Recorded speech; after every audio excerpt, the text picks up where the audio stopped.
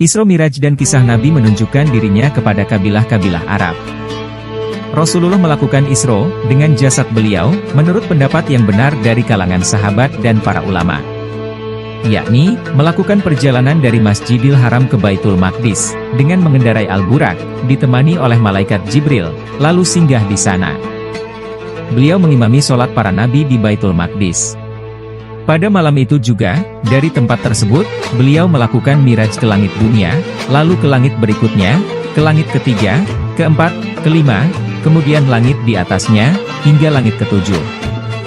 Beliau bertemu para nabi pada langit-langit tersebut, yaitu di tempat mereka masing-masing.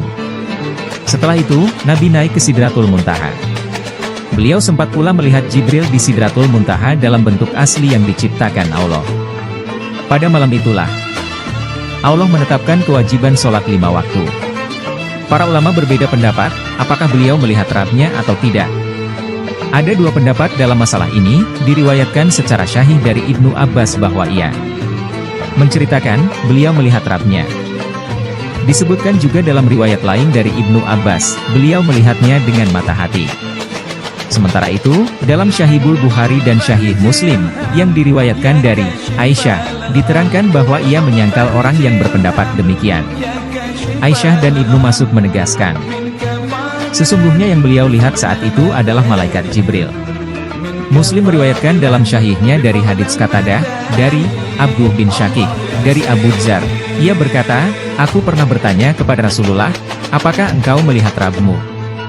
Beliau menjawab, cahaya. Bagaimana aku dapat melihatnya? Dalam riwayat lain disebutkan, aku hanya melihat cahaya. Cukuplah hadits ini sebagai hujjah, dalil, dalam masalah ini. Setelah tiba, kembali, pagi harinya di tengah-tengah kaumnya.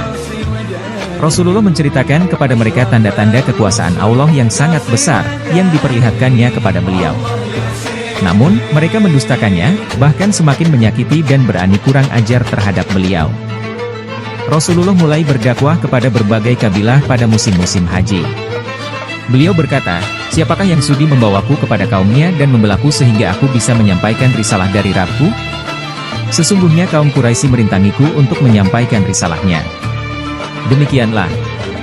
Sementara itu paman beliau, Abu Lahab semoga Allah melaknatnya berseru kepada orang banyak dari belakang beliau, jangan dengarkan omongannya, orang ini pembohong. Pada saat itu, kampung-kampung di tanah Arab memang membentengi diri dari ucapan beliau. Sebab, mereka mendengar kaum Quraisy mengatakan bahwa beliau adalah pembohong, penyihir, dukun, penyair insinyur, serta berbagai tuduhan dusta lainnya. Para penduduk kampung yang tidak mengetahui duduk persoalannya, tentu akan mendengarkan tuduhan-tuduhan tersebut. Adapun orang-orang yang bijak, ketika mereka mendengarkan ucapan beliau dan memahaminya dengan baik, mereka bersaksi bahwa apa yang disampaikan beliau adalah benar. Justru kaum Quraisy yang telah memfitnah beliau. Meskipun demikian, pada akhirnya mereka pun masuk Islam. Di antara kaum yang Allah jadikan sebagai penolong Nabi adalah orang-orang dari suku Aus dan Khazraj. Mereka mendengar dari sekutu mereka, yakni kaum Yahudi di kota Madinah, perihal munculnya seorang Nabi yang diutus pada zaman ini.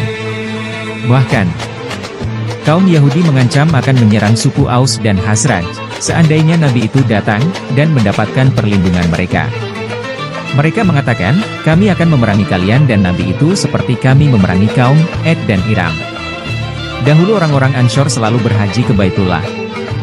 Seperti yang dilakukan oleh orang-orang Arab lainnya, berbeda dengan orang-orang Yahudi yang tidak melakukannya. Maka ketika kaum Ansyar memperhatikan cara Rasulullah mengajak umat manusia menuju agama Allah dan melihat banyak tanda-tanda kejujuran pada diri beliau, mereka pun menegaskan, demi Allah, orang inilah yang dianggap sebagai ancaman oleh orang-orang Yahudi, maka jangan sampai mereka mendahului kita, menangkapnya. Kisah Suaid bin Asyamit. Suaid bin Asyamit adalah saudara Bani Amr bin Auf. Ia berasal dari suku Aus. Suaid pernah datang ke Makkah dan pernah pula diajak masuk Islam oleh Rasulullah, namun ia tidak menolak dan tidak juga menerimanya. Ia kembali ke kota Madinah dan terbunuh dalam sebuah peperangan antara suku Aus dan Khazraj. Suaid adalah anak dari Bibi Abdul Muttalib. Masuk Islamnya Iyas bin Muwadz dan kisah Abul Haisar. Sesudah itu, Datanglah Abul Haisar ke kota Mekah, yang nama aslinya adalah Anas bin Rafi, bersama dengan beberapa pemuda dari kaumnya, yaitu dari suku Bani Abdul Ashal. Mereka sedang mencari sekutu. Maka dari itu, Rasulullah mengajak mereka masuk Islam. Iyas bin Muadz, yang kala itu masih muda belia, memuji beliau, "Hai kaumku, demi Allah, laki-laki ini lebih baik daripada sekutu yang akan kita datangi." Dengan serta-merta Abul Haisar memukul Iyas dan membentaknya. Iyas hanya terdiam. Rencana mereka untuk mendapat sekutu akhirnya gagal. Mereka pun kembali ke negeri mereka, ke kota Madinah. Ada yang meriwayatkan bahwa Iyas bin Muadz meninggal dunia sebagai seorang muslim. Bayat Aqobah pertama. Pada musim haji, Rasulullah bertemu dengan 6 orang Ansyar di daerah bernama Aqobah.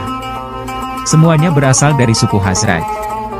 Mereka adalah Abu Umamah Asad bin Surarah, bin Adas, Auf bin Al-Harits, bin Rifa'ah. Dia adalah anaknya Afra, Rafi bin Malik, bin Al-Ajlan, Qutbah bin Amir, bin Hadidah, Uqbah bin Amir, bin Nabi, dan Jabir bin Abduh bin Riyab.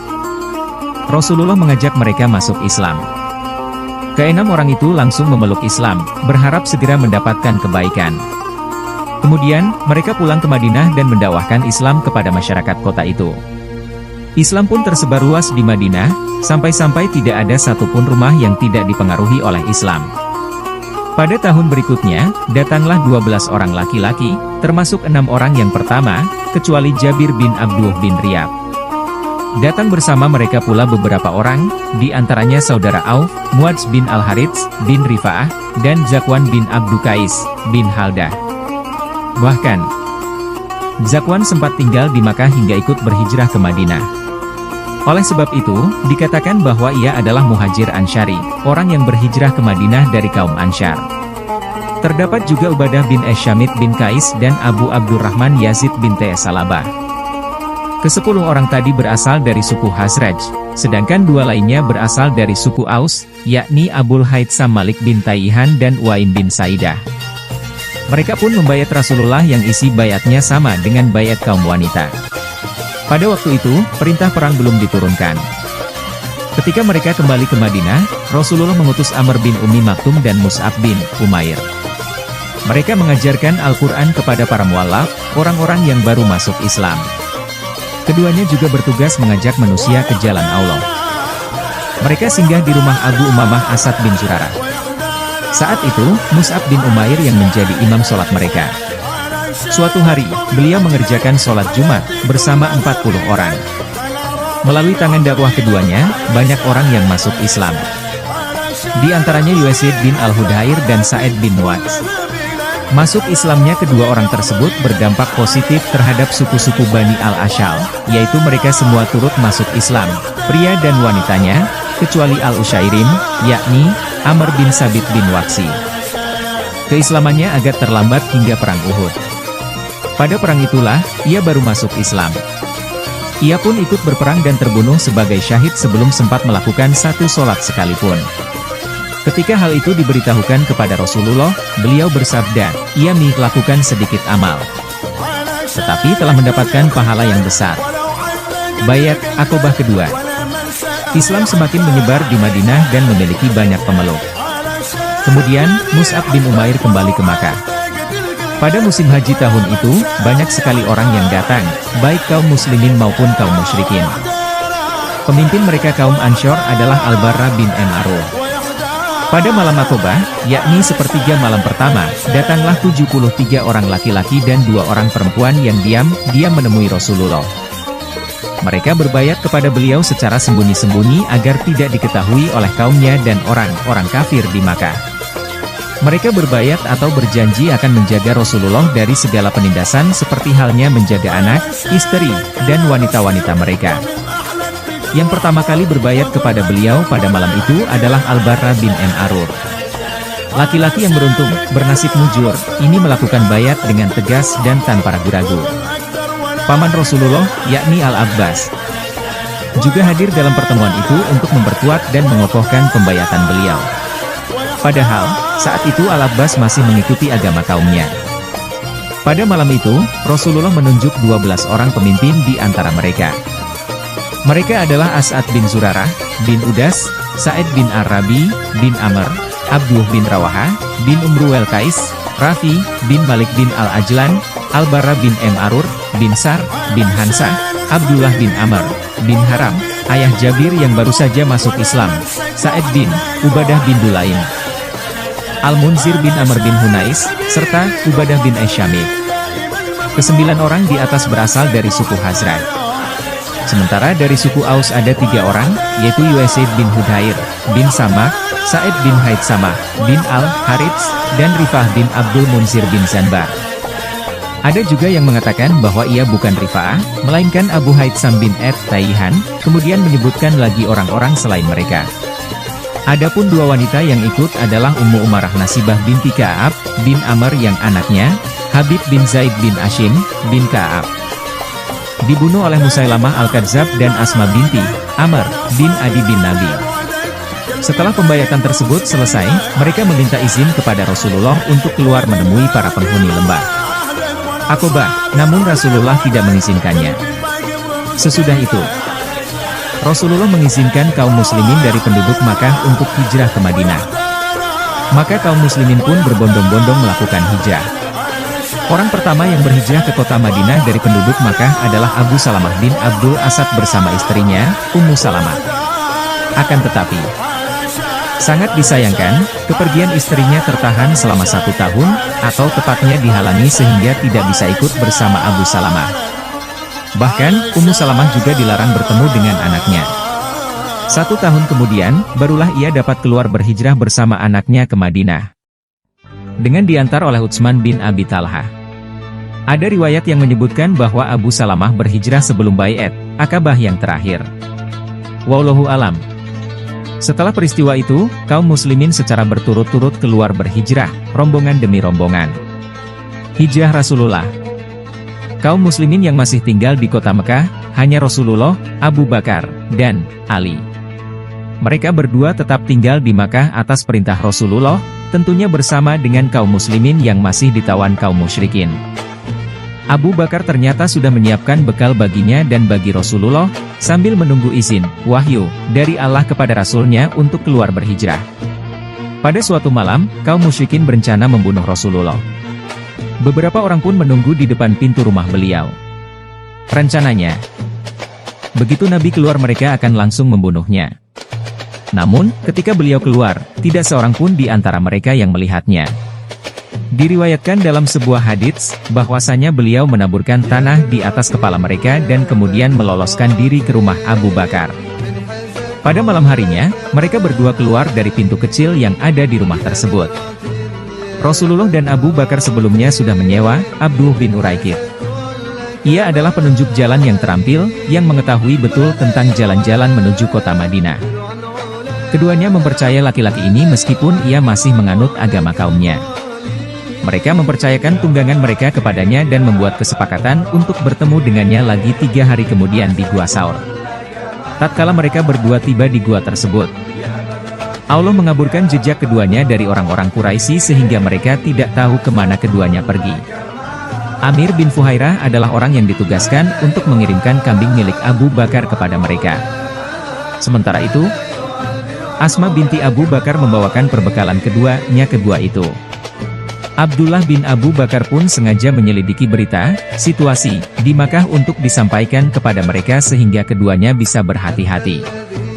Kaum musyrikin datang untuk mencari Rasulullah dan Abu Bakar ke Gua Saur serta beberapa tempat yang ada di dekatnya, hingga mereka melewati pintu gua tempat keduanya bersembunyi. Bahkan, telapak kaki mereka sudah berada persis di hadapan Rasulullah dan sahabatnya, Abu Bakar. Namun, Allah menghalangi pandangan mata kaum musyrikin sehingga tidak melihat pintu gua tersebut. Ada riwayat, wallahu alam, yang menyebutkan bahwa laba-laba menutupi mulut gua dengan sarangnya, sedangkan sepasang burung merpati membuat sarang di depan gua tersebut. Yang demikian itu merupakan takwil, tafsir, dari firman Allah. Jikalau kamu tidak menolongnya, Muhammad, maka sesungguhnya Allah telah menolongnya, yaitu, ketika orang-orang kafir, musyrikin Makkah, mengeluarkannya dari Makkah, sedang dia salah seorang dari 2 orang ketika keduanya berada dalam gua, pada waktu dia berkata kepada temannya, "Janganlah kamu berduka cita, sesungguhnya Allah bersama kita." Maka Allah menurunkan ketenangan kepada Muhammad, dan membantunya dengan tentara yang kamu tidak melihatnya, dan Allah menjadikan seruan orang-orang kafir itulah yang rendah. Dan kalimat Allah itulah yang tinggi. Allah perkasa lagi maha bijaksana. Quran Surat At-Taubah 40. Hal itu terjadi karena besarnya hasrat semangat Abu Bakar dalam menjaga Rasulullah sampai-sampai ia menangis saat kaum musyrikin lewat di dekat mereka. Abu Bakar berkata, "Wahai Rasulullah, apabila salah seorang dari mereka melihat ke telapak kakinya menunduk, pastilah ia akan melihat kita." Rasulullah bersabda, "Hai Abu Bakar, apakah persangkaanmu tentang kita berdua, sedangkan Allah adalah yang ketiga di antara kita?" 3 hari kemudian, datanglah Ibnu Uraikid membawa tunggangan mereka berdua. Mereka pun segera mengendarainya. Abu Bakar membonceng Amir bin Fuhairah, sedangkan Edili berjalan di depan mereka dengan mengendarai tunggangannya sendiri. Kaum Quraisy mengumumkan bahwa siapa saja yang dapat menangkap salah satu dari keduanya, Muhammad atau Abu Bakar, maka ia akan mendapat hadiah 100 ekor unta. Ketika Nabi dan sahabatnya melewati perkampungan Mudlij, Surakah bin Malik bin Jushum, kepala kampung tersebut melihat mereka. Ia pun segera menunggangi kudanya dan mengejar mereka. Ketika sudah dekat dengan mereka, ia mendengar tilawah Al-Quran Nabi, sedangkan Abu Bakar terus menoleh ke belakang karena khawatir orang itu akan membahayakan jiwa beliau, sementara itu Nabi sendiri tidak pernah menoleh. Abu Bakar berkata, "Wahai Rasulullah, bin Malik berusaha menyusul kita." Rasulullah lalu mendoakan celaka atas Surakah hingga kedua kaki depan kudanya terperosok ke dalam tanah. Surakah berkata, "Aku tahu bahwa celaka yang menimpaku ini disebabkan oleh doa kalian. Berdoalah kepada Allah keselamatanku. Aku berjanji akan melindungi kalian dari kejaran orang banyak." Maka Nabi kembali berdoa, sehingga Surakah pun terbebas. Ia lantas meminta Rasulullah menulis sepucuk surat untuknya. Abu Bakar pun menuliskan surat itu di atas selembar kulit. Sesudah itu, Surakah pulang ke kampungnya dan berkata kepada masyarakat di situ, "Sudahlah, kalian tidak usah mengejarnya lagi." Beberapa waktu kemudian, Surakah datang menemui Nabi sebagai seorang muslim pada tahun Haji Wada. Ia menyerahkan surat yang ditulis Rasulullah kepadanya dahulu. Rasulullah memenuhi apa yang telah beliau janjikan kepadanya, di samping karena ia memang berhak menerimanya dalam perjalanannya itu, Rasulullah sempat melewati kemah milik Ummu Abed. Beliau tidur siang di situ. Ummu Abed sempat melihat tanda-tanda kekuasaan Allah pada kambing miliknya, yang terus-menerus mengeluarkan susu yang banyak sekali sampai musim kemarau panjang, sehingga membuat takjub orang-orang. Kedatangan Rasulullah Madinah, kaum Ansyar sudah mendengar berita keberangkatan Rasulullah dari Makkah menuju kota mereka. Oleh karena itu, setiap hari mereka pergi ke Harrah untuk menanti kedatangan beliau. Pada hari Senin, tanggal Rabiul Awal, yakni setelah 13 tahun masa kenabian, Rasulullah penuhi janjinya kepada mereka, tepatnya menjelang siang hari yang sangat panas.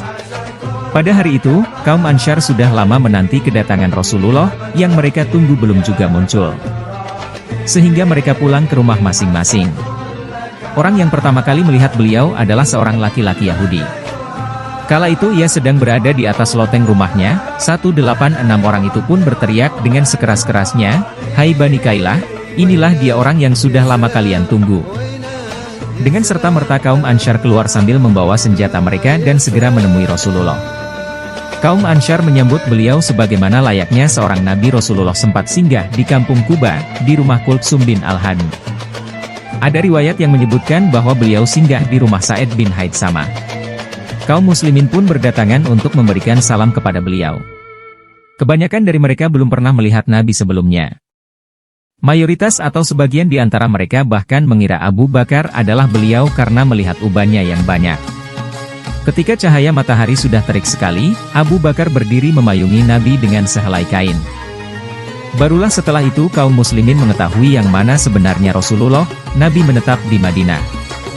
Rasulullah sempat tinggal di Kuba selama beberapa hari. Ada yang mengatakan 14 hari lamanya. Pada saat itulah beliau membangun Masjid Kuba. Kemudian, beliau melanjutkan perjalanan atas perintah Allah kepadanya. Di tengah perjalanan, beliau mendapatkan waktu Jumat di perkampungan Bani Salim bin Auf. Beliau pun sholat di masjid yang berada di lembah Ranuna. Penduduk kampung itu sangat berharap kesudian Rasulullah untuk singgah di rumah mereka. Akan tetapi, beliau bersabda, biarkan unta ini berjalan karena ia mendapat perintah dari Allah. Unta itu terus berjalan membawa beliau. Setiap kali Nabi melewati perkampungan Ansyar, pasti penduduk di sana menginginkan beliau untuk singgah. Namun, beliau kembali bersabda, biarkan unta ini berjalan karena ia mendapat perintah dari Allah. Persaudaraan antara kaum Muhajirin dan kaum Ansyar. Rasulullah berdamai dengan kaum Yahudi yang tinggal di Madinah. Beliau menulis surat perjanjian dengan mereka. Akhirnya, salah seorang yang alim dari mereka masuk Islam, yakni Abdullah bin Salam. Meskipun demikian, sebagian besar dari mereka tetap kafir. Kaum Yahudi di sana terdiri atas 3 suku, Bani Kainuka, Bani Nadir, dan Bani Quraisyah. Rasulullah juga mempersaudarakan antara kaum Muhajirin dengan kaum Ansyar, dengan persaudaraan itu. Mereka saling mewarisi pada masa-masa awal Islam dan mereka lebih didahulukan daripada hubungan kerabat. Pada saat itu pula, Allah mewajibkan zakat sebagai bentuk kasih sayang terhadap kaum fakir miskin dari kalangan Muhajirin. Demikianlah yang disebutkan oleh Ibnu Hazm dalam uraian sejarahnya. Sebagian hufaz, ulama, di bidang hadits mengatakan, pernyataan itu muncul disebabkan oleh kesulitan yang dialami Ibnu Hazm dalam mendapatkan referensi mengenai waktu diwajibkannya zakat.